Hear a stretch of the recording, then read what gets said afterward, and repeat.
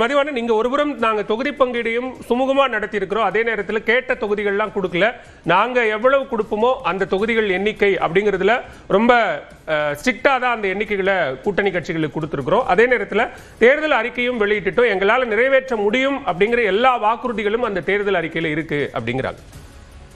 இல்லை, இப்போது தேர்தல் வாக்குறுதி இல்லை தேர்தல் அறிக்கை அப்படின்னு சொல்லி சகோதரர் பேசும்போது 2011 21 வரைக்கும் 10 வருஷம் ஆட்சியில் இருந்தீங்க.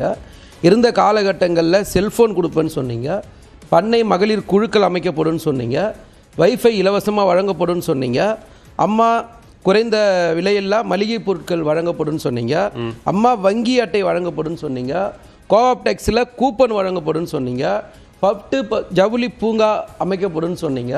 இதெல்லாம் நீங்கள் 10 வருஷம் ஆட்சியிலேருந்து அமைச்சிங்களான்றது உங்கள் டேர்ன் வரும்போது சொன்னீங்கன்னா நல்லாயிருக்கும். முதல்ல. ரெண்டாவது, இந்த வாக்குறுதிகளை பற்றி பேசும்போது எடப்பாடி பழனிசாமி அவர்கள் நாங்கள் மகளிர் உரிமை தொகை 1000 ரூபாய் கொடுக்க போகிறோன்னு சொல்லும்போது கொடுக்கவே முடியாதுன்னு சொன்னார். இது எல்லாருமே பார்த்தோம், இதை யாருமே மறுக்க முடியாது. ஒன்று, இப்போ அவர் வேறு வேலை கொடுக்குற அப்படின்னு அவர் சொல்கிறாரு இல்லை, அதாவது 2000 ரூபாய் கொடுக்குறேன், அப்புறம் சிலிண்டர் கொடுக்குறேன், அதுக்கப்புறம் உரிமை தொகையை 10,000 ரூபாய் கொடுக்குறேன், அப்புறம் ஃப்ரிட்ஜு ஒரு 10,000 ரூபாய் கொடுக்குறேன் அப்படின்னு சொன்னால் ஒரு தோராயமாக முதல் மாதம் ஒரு ஆட்சிக்கு வந்த காலகட்டங்களில் பார்த்தீங்கன்னா ஒரு 23,000 ரூபாய் இந்த 4 ஸ்கீமுக்கு மட்டும் வருதுன்னு வச்சிங்களேன். இந்த 23,000 ரூபாய்க்கு வந்து 13,000 கோடி வேணும் முதல் மாதத்துலேயே.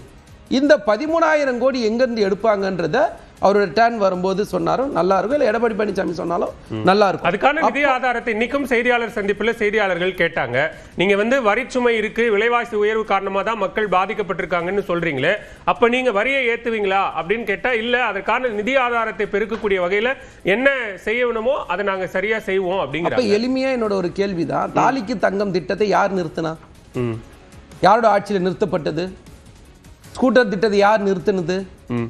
அப்ப எப்படி நான் கேட்டேன், நிறைவேற்ற முடியாத சில வாக்குறுதிகளை மீண்டும் அறிவிக்கிறதுல என்ன தவறு இருக்கு? இல்ல, நான் கேட்டது இல்ல, இப்ப நீங்க ஒரு வாக்குறுதி கொடுத்திருக்காங்கன்னு ஒரு பட்டியல் போடுறீங்க திருமதிவான, அந்த நிறைவேற்றப்பட முடியாத வாக்குறுதிகளை மீண்டும் தேர்தல் வாக்குறுதிகளா சொல்றதுல என்ன தவறு இருக்கு? என்ன சொல்ல வந்த கேள்வி என்னன்னா, அதாவது தொடர்ச்சியாய் நடைபெற்ற ஒரு திட்டம், அந்த திட்டத்தை நிறுத்துறீங்க. யார் நிறுத்துறீங்கன்னு சொல்லும் போது நிதி சுமை நீங்க தான் சொல்றீங்க.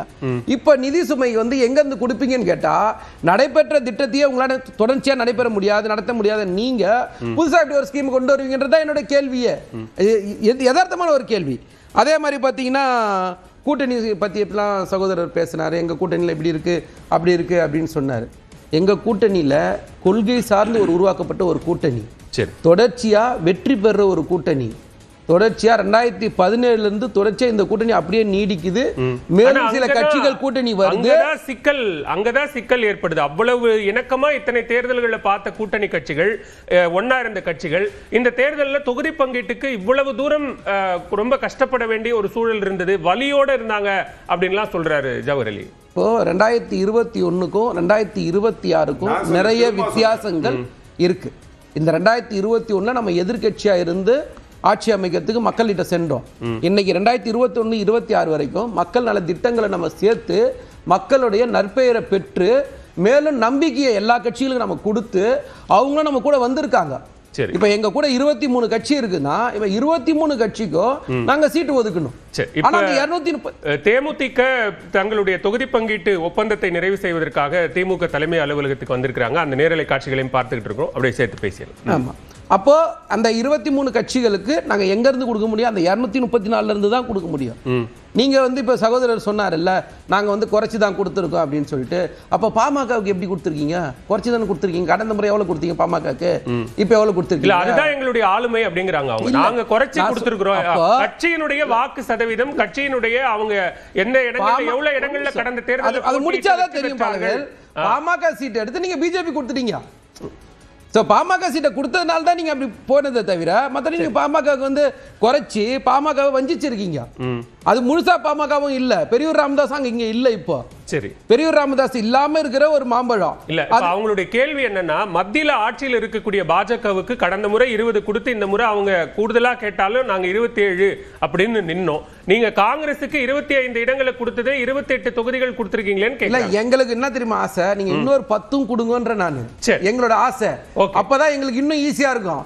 மக்கள் மன்றத்துல கொண்டு போய் நீங்க சகோதரர் சொன்னார்ல நாங்க திரும்ப இதை சொல்றோம் அதை சொல்றோம் அப்படின்னு சொல்ல ஒரே ஒரு வார்த்தை மட்டும் சொல்லிடுறேன். அப்போ நீங்க வந்து சகோதரர் பேசும்போது போற பகல பட்டுன்னு இந்த நீட்டை பத்தி பேசிட்டு போயிட்டாரு.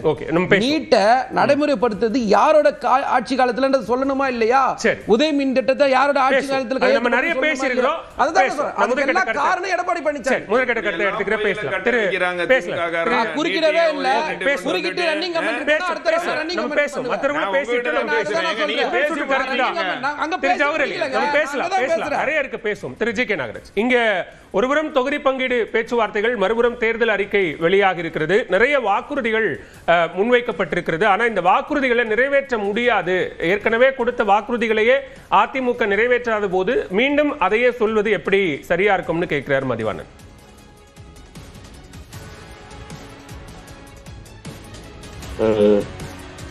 இப்போது நடக்கின்ற திமுக ஆட்சிக்கு முன்பாக நடந்த அண்ணா திமுக ஆட்சி பொற்கால ஆட்சி என்றுதான் சொல்ல வேண்டும். அவனாசக்தி கிடப்பு திட்டத்திலிருந்து பல்வேறு திட்டங்கள், காவிரி குண்டாறு இணைப்பு திட்டம், இதுவரை 35க்கு மேற்பட்ட மக்கள் நலன் பயக்கும் திட்டங்களை நிறைவேற்றுவதற்கு ஏறக்குறைய 90% பல திட்டங்களை நிறைவேற்றி காட்டியவர் எடப்பாடி பழனிசாமி அவர்கள். என்ன சொன்னாரோ அதை செய்தார். சொல்லுக்கு தகுந்த போல் இருப்பவர் எடப்பாடி பழனிசாமி அவர்கள். இதுல மாற்று கருத்து இல்லை. அதுக்கு பல வரலாறுகள் இருக்கிறது. இப்போ திமுக சுயமரியாதை குறித்து பேசுகிறது, தன்மானம் குறித்து பேசுகிறது, சமூக நீதி குறித்து பேசுகிறது.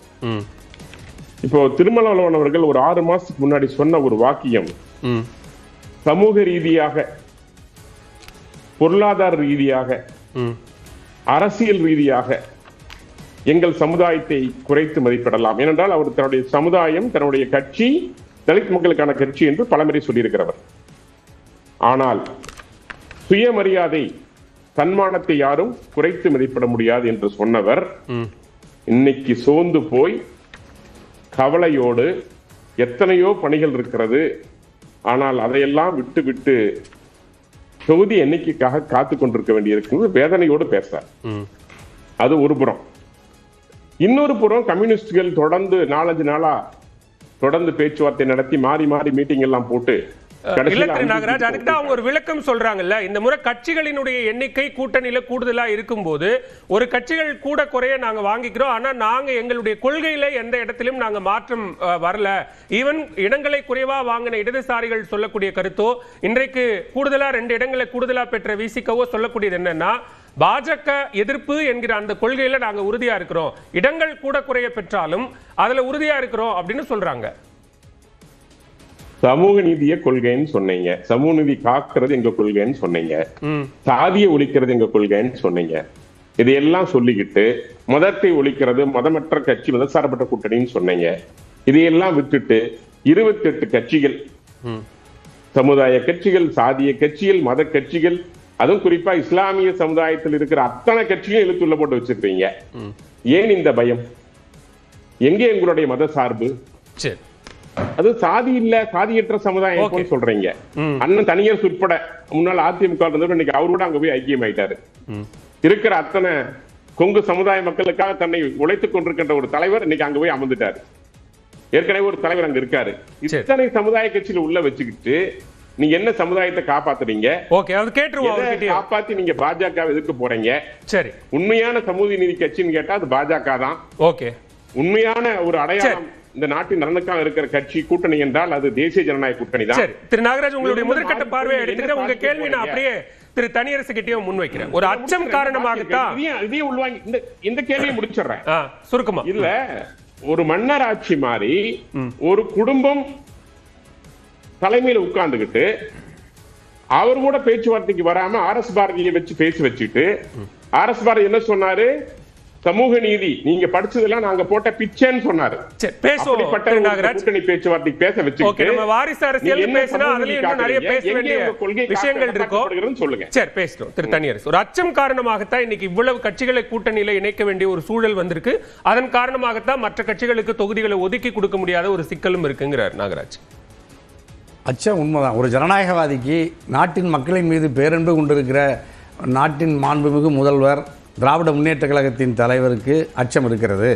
அது வடநாட்டினுடைய இந்தி கட்சி பாஜக தாய் தமிழ்நாட்டில் ஊடுருவி தமிழ் மண்ணில் இருக்கிற பன்முக அரசியல் பன்முகத்தன்மையை சீர்குலைக்க முயற்சிக்கிற அந்த ஆபத்திலிருந்து தமிழ்நாட்டு மக்களை பாதுகாக்க வேண்டிய பெரும் பொறுப்பு கடமை இருப்பதனால் அவர் அச்சப்பட்டு சிதறி கிடக்கிற ஜனநாயக ஆற்றல்களை எல்லாம் ஏற்கனவே வெற்றிக்கு மேல் வெற்றி பெற்று ஒரு வலிமையான கூட்டணியை நடத்தி வருகிற மாண்புமிகு முதல்வர் திமுக தலைவர் தளபதி இப்பொழுது இன்னும் தனியரசு கருணாஸ் அன்சாரி எஸ்டிபிஐ இப்போ கூட எங்கள் அந்நியார் கேப்டனுடைய பேரன்பை தமிழ்நாட்டில் பெற்றிருக்கிற ஒரு மகத்தான கலைஞனின் கட்சி அந்நியார் பிரேமலதா இன்னைக்கு அறிவாலயத்திற்கு வந்திருக்காங்க. இப்போ ஒப்பந்தம் கையெழுத்தாக போகுது.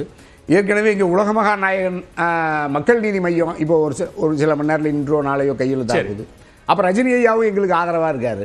அப்போ இன்று அண்ணா திராவிட முன்னேற்ற கழகம் எடப்பாடி தன் தோல்வி பயத்திலிருந்து சில அறிவிப்புகளை இன்னைக்கு அறிவிச்சிருக்காரு. இந்த தேர்தல் அறிக்கை என்பதே ஏற்கனவே அவர் 190 நாங்க களத்துல ரொம்ப வேகமா இருக்கோம், ஜெட்டு வேகத்துல இருக்கிறோம், அதனாலதான் தொகுதி பங்கீடு முடிச்சிட்டு தேர்தல் அறிக்கை அறிவிச்சிட்டு நாளைக்கு பரப்புரைக்கு போறோம் அப்படிங்கிறாரு. நீங்க வெற்றி அறிவிப்புன்னு சொல்றீங்க. அதாவது தோல்வி வீழ்ச்சியை நோக்கி ஜெட் வேகத்தில் போறாரு எடப்பாடி. ஏன்னா அதனுடைய அடையாளம் தான் நீங்க நாளைக்கு 193வது பரப்புரை கூட்டத்தில் மயிலாப்பூர்ல பல பேர் ஏற்கனவே பரப்புரை கூட்டங்களில் சொன்ன அறிக்கை தான் இன்னைக்கு ஒன்றும் புதிதாக தேர்தல் அறிக்கையை நம்ம அறிவித்த மாதிரி இன்னைக்கு எங்கள் மூத்த விவாதவியலாளர் எங்கள் ஜவஹர்லால் எல்லாம் சொன்னாங்க.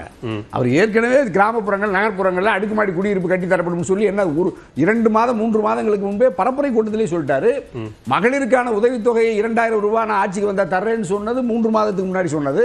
இவைகளெல்லாம் தொகுத்து ஒரு புத்தகமா இன்று வெளியிட்டு இருக்கிறார். ஆமா, தேர்தல் அறிக்கையை ரொம்ப முக்கியம் இல்லையா? எங்க தேர்தல் அறிக்கை தான் இந்த தேர்தலில் கதாநாயகனா இருக்கும் அப்படின்னு திரு எடப்பாடி பழனிசாமி சொல்றாரு. அதுக்கான வாக்குறுதிகளை நாங்க இந்த தேர்தல் அறிக்கையில முன் வச்சிருக்கோம் அப்படின்னு சொல்றாரு. தவறு இல்லை. நான் ஒரு ஜனநாயகவாதி. ஒரு ஜனநாயகத்தில் எதிர்க்கட்சி தலைவர் என்டிஏ கூட்டணிக்கு தலைமையேற்று இருக்கிற எங்களுடைய எடப்பாடி இந்த தேர்தல் அறிக்கையை தந்திருக்கிறதுல மாற்று கருத்து இல்லை. ஆனால் இந்த அறிக்கையை நடைமுறைப்படுத்துறதுல ஒன்றிய பாஜக மோடி அரசின் தயவில் கருணையில் இதை நடைமுறைப்படுத்திவிட்டு தமிழ்நாட்டுக்கான அரசியல் உரிமையை இழந்துவிட்டு வெறும் நிதியை பெற்றுக் கொண்டு வந்து மக்களினுடைய வளர்ச்சி என்பது கிளியை அடைத்து வைத்துக் கொண்டு முதற்கட்ட பார்வையை நான் எடுத்துக்கிறேன். நம்ம தொடர்ந்து பேசலாம். ஒரு சிறிய இடைவேளை எடுக்க வேண்டியிருக்கு. இடைவேளைக்கு பிறகு தேர்தல் யுத்தம் தொடரும்.